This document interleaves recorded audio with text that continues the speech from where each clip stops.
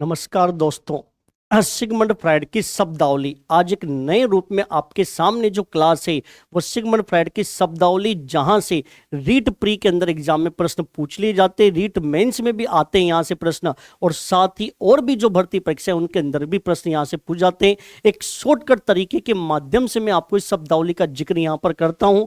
जैसे Sigmund Freud के द्वारा कुछ शब्द यहाँ पर बताए गए हैं।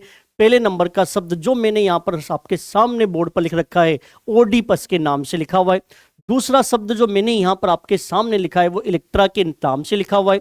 तीसरा शब्द जो मैंने यहां पर लिखा है नार्सिसिज्म के नाम से। पहले नंबर पर आपको ध्यान रखना है कि ओडीपस इलेक्ट्रा क्या होती है, तो इनको आपको ध्यान रखना है। ये एक प्रकार की होती है भावना ग्रंथियां। भावना ग्रंथियों का मतलब क्या होता है, ये नहीं कि अपनी बॉडी में पाई जाती है, ये आपके इमोशन के आधार पर तैयार होती है। ओडीपस क्या है, तो ओडीपस बालक में पाई जाने वाली एक प्रकार की भावना ग्रंथि है। इलेक्ट्रा क्या है, बालिका के अंदर पाई जाने वाली एक प्रकार की भावना ग्रंथि है। ये पहले नंबर पर प्रश्न कवर होता है।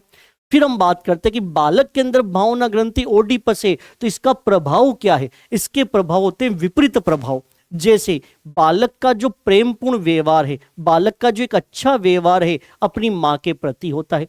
बालिका का जो प्रेमपूर्ण व्यवहार है, बालिका का जो एक अच्छा व्यवहार है वो अपने पिता के प्रति होता है। इसलिए कहा जाता है कि बालक को जो डर लगता है, बालक जो थोड़ा भयभीत रहता है अपने पिताजी के प्रति, और बालिका जो थोड़ी भयभीत रहती है वो अपनी माँ के प्रति। इस आधार पर मैंने यहाँ पर आपके सामने लिखा है मातृभाव ग्रंथि किसे कहेंगे, ओडीपस को। और पितृ विरोधी ग्रंथि किसको कहेंगे, ओडीपस को।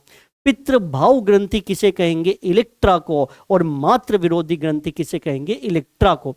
आपको ध्यान रखना है, इस प्रकार के वर्ड आप सुनते होंगे, इस प्रकार के वर्ड बड़े प्रचलित हैं। ये पापा की परी है, ये पापा की परी का मतलब क्या होता है, अरे यही तो स्थिति है जो इलेक्ट्रा के रूप में, क्योंकि बालिका अपने पिता को एक अच्छे रूप में मानती है। तो फिर आपने ये भी तो सुन रखा है कि ये माँ का मगरमच्छ है, तो इसका मतलब क्या होता है, क्योंकि वो अपनी माँ को बहुत अच्छे रूप में मानता है। ये प्रभाव हमें जनरली दिखाई देते हैं इन ग्रंथियों के कारण। एक वर्ड आता है आपका यहाँ पर नार्सिसिज्म के नाम से, जिसमें कहा जाता है कि व्यक्ति अपने आप से प्रेम करता है, अपने रूप पर मोहित हो जाता है। और अपने रूप पर मोहित होना, अपने आप से प्रेम करना, मतलब आपके अंदर एक नार्सिसिज्म की भावना पैदा हो चुकी है, जो स्व प्रेम के नाम से, आत्म प्रेम के नाम से जाना जाता है। चलो नेक्स्ट और वर्ड की अगर हम यहाँ बात करते हैं, तो एक वर्ड आता है यहाँ पर आपका लिबिडो के नाम से।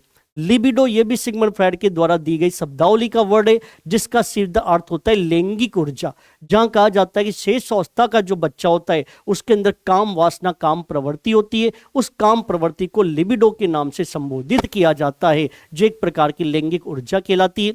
इरोज क्या है और थनेटोस क्या है, दो नए वर्ड की बात मैं यहां पर आपके सामने करता हूं। इरोज है जीवन की मूल प्रवृत्ति, तो थनेटोस क्या है, मृत्यु की मूल प्रवृत्ति। एक व्यक्ति अच्छा जीवन बना रहा है तो मतलब उसमें इरोज कार्य कर रही है, और एक व्यक्ति गलत कार्य कर रहा है तो उसमें थनेटोस काम कर रही है। एक और वर्ड जो सिगमंड फ्राइड के द्वारा बताया गया वो था प्रक्षेपण के नाम से, जिसको अपन अंग्रेजी में प्रोजेक्शन कहते हैं, जिसका सिंपल सा अर्थ होता है अपनी कमी को मानने से इनकार करना और दूसरे को दोष देना। वो दूसरे को दोष देना प्रक्षेपण है। सुना ही होगा आपने, नाच न जाने आंगन टेढ़ा, अरे नाचना नहीं आता लेकिन आंगन को दोष दे रहा है, ये स्थिति आपकी प्रक्षेपण।